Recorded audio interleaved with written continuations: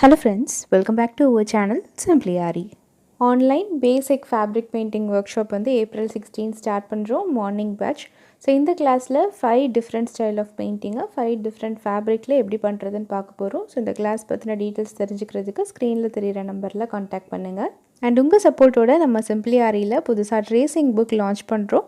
So இதில் சிம்பிளான டிசைன்லேருந்து கிராண்டான டிசைன் வரைக்கும் எல்லாருக்கும் ஆப்டாகிற மெஷர்மெண்ட்டில் ப்ரிப்பேர் பண்ணியிருக்கோம். ஸோ இந்த புக் உங்களுக்கு வேணும் அப்படின்னா ஸ்க்ரீனில் தெரிகிற நம்பரில் காண்டாக்ட் பண்ணி பர்ச்சேஸ் பண்ணிக்கலாம். இந்த வீடியோவில் நம்ம ட்ரேசிங் புக்கோட ஃபஸ்ட்டு டிசைனே நான் உங்களுக்கு ஒர்க் பண்ணி காட்ட போகிறேன். கரெக்டான டைமில் எனக்கு இந்த ஆர்டர் வந்தது, அதனால நான் ஷேர் பண்ணுறேன். ஸோ இது வந்து ஜஸ்ட் ஒரு லீஃப் பேஸ்டு டிசைன் தான். சின்ன சின்ன கொடி லைன்ஸ், அதில் கொஞ்சம் லீவ்ஸ் அண்ட் சின்ன சின்ன போலன்ஸ் இருக்கிற மாதிரியான டிசைன். ரொம்ப சிம்பிள், ஆனால் பார்க்குறதுக்கு நல்லா நீட் அண்ட் ரிச்சாக இருக்கும். சில்க் ஃபேப்ரிக்கில் ப்ளவுஸ் மெஷர்மெண்ட் மார்க் பண்ணிவிட்டு 18 inch ரவுண்ட் ஃப்ரேமில் கிளாத் நல்லா டைட்டாக ஃபிக்ஸ் பண்ணியிருக்கேன். இந்த நெக் லைனில் Natwarlal brand zari thread use பண்ணி டபுள் லைன் செயின் ஸ்டிச் கொடுத்துருக்கேன். அடுத்தது இந்த ஜரி லைன் பக்கத்தில் சில்க் த்ரெட் யூஸ் பண்ணி செயின் லைன் கொடுக்க போகிறேன்.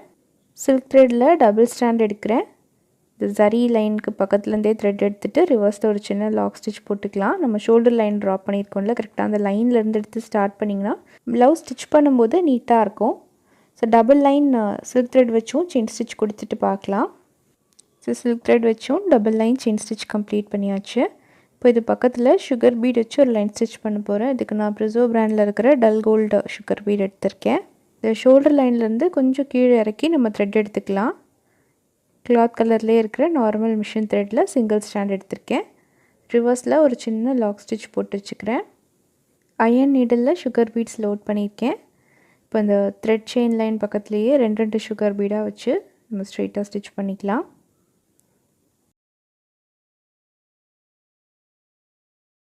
ஸோ ஒரு லைன் பீட் தான், ஃபுல்லாக ஸ்டிச் பண்ணிவிட்டு பார்க்கலாம். இந்த சுகர் பீட் லைன் கம்ப்ளீட் பண்ணியாச்சு. அடுத்து சைடில் இருக்க இந்த லீஃப் டிசைனுக்கு நம்ம ஃபில் பண்ணிடலாம். அதுக்கப்புறம் இந்த கொடி டிசைன்லாம் பண்ணிக்கலாம். ஸோ இந்த லீஃப்க்கு வந்து நான் நார்மலாக த்ரெட் ஃபில்லிங் தான் பண்ண போகிறேன். ஸோ இந்த ஃபில்லிங் எனக்கு கொஞ்சம் எம்போஸ்டாக லீஃபில் தெரியணும், அதனால நான் லீஃபுக்கு ஒரு பேஸ் கொடுத்துக்கிறேன். நடுவிலேருந்து த்ரெட் எடுத்துகிட்டு கொஞ்சம் லாங்காக ஒரு செயின் போட்டுக்கிறேன். கீழே ஒரு சின்ன லாக்கு. ஸோ இந்த மாதிரி மேலே ஒரு லாங் செயின், ஒரு சின்ன லாக்கு. ஸோ லீஃபோட நடுவில் கொஞ்சம் திக்னஸ் கிடைக்கிறதுக்காக நார்மலாக ஒரு லாங் செயினும் ஷார்ட் செயினும் போட்டு அந்த ஸ்பேஸை ஃபில் பண்ணிக்கிறேன். ஒரு 4-5 செயின் ஸ்டிச் இப்படி போட்டுட்டு நம்ம லாக் ஸ்டிச் போட்டுடலாம். நம்ம எம்போஸ் லோட் பண்ணுறதுக்கு பைப்பிங் த்ரெட் கொடுப்போம், நடுவில் ஜர்தோசிலாம் கொடுப்போம்ல, அதுக்கு ஆல்டர்னேட்டாக நம்ம த்ரெட்டு வச்சு இப்படி ஸ்டிச் பண்ணிவிட்டு இதுக்கு மேலே நம்ம ஃபில்லிங் பண்ணும்போது லீஃப் வந்து ஒரு மைல்டான எம்போஸ் லுக்கில் இருக்கும். இப்போ லீஃபோட டிப்பில் இருந்து த்ரெட் எடுத்துகிட்டு ஒரு சின்ன லாக் போட்டுக்கோங்க. போட்டு க்ராஸாக ஸ்டிச் கொண்டு வந்துடலாம். லாங் ஸ்டிச் போட்டு பக்கத்துலேயே அது மூவ் ஆகாமல் இருக்கிறதுக்கு ஒரு சின்ன லாக் போட்டுக்கலாம். இப்போ அப்படியே ஆப்போசிட் சைட் டர்ன் பண்ணிவிட்டு லாங் ஸ்டிச்சு, அது மூவ் ஆகாமல் இருக்கிறதுக்கு ஒரு சின்ன லாக்கு. இந்த மாதிரி க்ராஸாக ஸ்டிச்சஸ் போட்டு இந்த லீஃபை நம்ம ஃபில் பண்ணுறோம். ஸோ கீழே நம்ம ஸ்டிச்சஸ் கொடுத்துருக்கறனால அது மேலே நீங்கள் இப்படி கவர் பண்ணி ஸ்லாண்டிங்காக ஸ்டிச் பண்ணும்போது லீஃப் ஒரு மைல்டான எம்போஸ் லுக்கில் இருக்கும். ரொம்ப குட்டி குட்டி லீஃபுங்கிறனால இதில் நம்ம பைப்பிங் ரோப் எதுவும் வச்சாலும் செட் ஆகாது. ஸோ இந்த மாதிரி லீஃபுக்கு எம்போசிங் பண்ணணுன்னா இந்த மெத்தட் ட்ரை பண்ணலாம். ஸோ இதை ஃபில்லிங் முடிச்சுட்டேன். நான் நாட் போட்டு இந்த லீஃபை கம்ப்ளீட் பண்ணிக்கிறேன். இதே மாதிரி தான் ரிமைனிங் இருக்கிற லீஃபுக்கும் ஃபில்லிங் ஒர்க் முடிச்சுட்டு பார்க்கலாம். இந்த லீஃப்க்கெல்லாம் த்ரெட் ஃபில்லிங் கம்ப்ளீட் பண்ணியாச்சு. அடுத்தது இந்த கொடி லைன் அண்ட் போலனுக்கு நம்ம ஜரி த்ரெட் அண்ட் பீட்ஸ் வச்சு ஒர்க் பண்ண போகிறோம். ஜரி த்ரெட் வச்சு இந்த கொடி லைன் மேலேயே நான் வந்து சிங்கிள் லைன் செயின் ஸ்டிச் கொடுக்குறேன். ஜரி த்ரெட்டும் சிங்கிள் ஸ்டாண்ட் தான் எடுத்திருக்கேன். உங்களுக்கு போடுற செயின் ஸ்டிச் வந்து கொஞ்சம் திக்காக தெரியணும் அப்படின்னா ஜரி த்ரெட்டில் டபுள் ஸ்டாண்ட் எடுத்து கூட நீங்கள் செயின் போட்டுக்கலாம். இப்போ நான் லீஃப் எதுக்குமே அவுட்லைன் பண்ணல, ஜஸ்ட்டு நான் போட்டிருக்க இந்த கொடி லைனுக்கு மட்டும்தான் ஸ்டிச் பண்ணுறேன். கொஞ்சம் சிம்பிளான ரேஞ்சில் ஒர்க் பண்ணுறனால ஜரி த்ரெட் யூஸ் பண்ணுறேன். இதே நீங்கள் கொஞ்சம் கிராண்டாக பண்ணணும் அப்படின்னா இந்த ஜரி த்ரெட்டுக்கு பதிலாக சுகர் பீட் லைனாக பண்ணலாம். அப்படி இல்லைனா ஜர்தோசி வச்சு கூட நீங்கள் ஒரு சின்ன ஸ்டெம் ஸ்டிச் மாதிரி லைன் ஒர்க் பண்ணலாம். இப்போ இதில் நான் வந்து ஒரு பேர்ல் பீட் கொடுக்க போகிறேன். So 3 mm round pearl beat எடுத்திருக்கேன். இந்த பீட் ஸ்டிச் பண்ணுறதுக்கு நான் ஜரியே யூஸ் பண்ணுறேன்.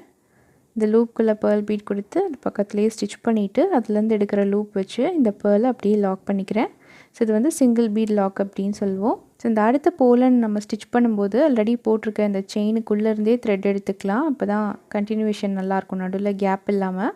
ஸோ 2 செயின் ஸ்டிச் போட்டுட்டு இதில் அடுத்த பேர்ல் அப்படியே இன்சர்ட் பண்ணுறேன். ஸ்டிச் பண்ணிவிட்டு நார்மல் எண்ணாட்டும் நீங்கள் போட்டுக்கலாம். ஸோ ரெண்டில் எந்த நாட் உங்களுக்கு கம்ஃபர்டபுளாக இருக்கோ அந்த மாதிரி நீங்கள் ஸ்டிச் பண்ணிக்கலாம். 3 mm ஆர் 2 mm ரெண்டில் எந்த சைஸ்னாலும் யூஸ் பண்ணலாம். ஸோ ஒர்க் ரொம்ப சிம்பிளாக இருக்கிறனால பீடு கொஞ்சம் சைஸ் பெருசாக வச்சோன்னா நல்லாயிருக்கும். அதனால நான் 3 mm எடுத்திருக்கேன். நான் வந்து ஃபுல் ரவுண்ட் பீட் யூஸ் பண்ணுறேன். ஹாஃப் பீட் கிடைச்சாலும் ட்ரை பண்ணுங்கள், அதுவும் ரொம்ப நல்லாயிருக்கும்.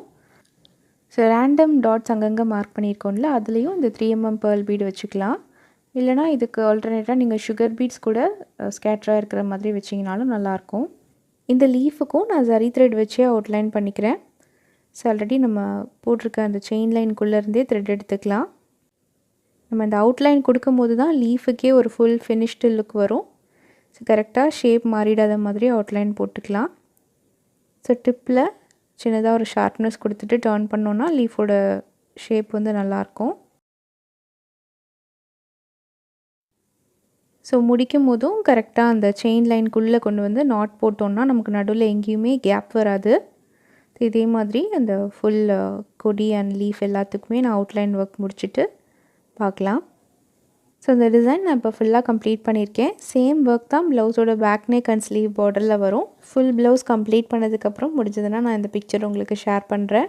ஸோ இந்த வீடியோவில் நம்ம பார்த்து இந்த சிம்பிள் டிசைன் கண்டிப்பாக உங்களுக்கு பிடிச்சிருக்கும் அண்ட் யூஸ்ஃபுல்லாக இருந்திருக்கும் அப்படின்னு நினைக்கிறேன். வீடியோ பற்றின ஃபீட்பேக்கை மறக்காமல் கமெண்ட் பாக்ஸில் எழுதுங்க. நம்ம சேனல் நீங்கள் இன்னும் சப்ஸ்கிரைப் பண்ணாமல் பார்த்துட்ருக்கீங்கன்னா சப்ஸ்கிரைப் பண்ணி உங்கள் ஃப்ரெண்ட்ஸ் அண்ட் ஃபேமிலிக்கும் ஷேர் பண்ணுங்கள், சப்போர்ட் பண்ணுங்கள்.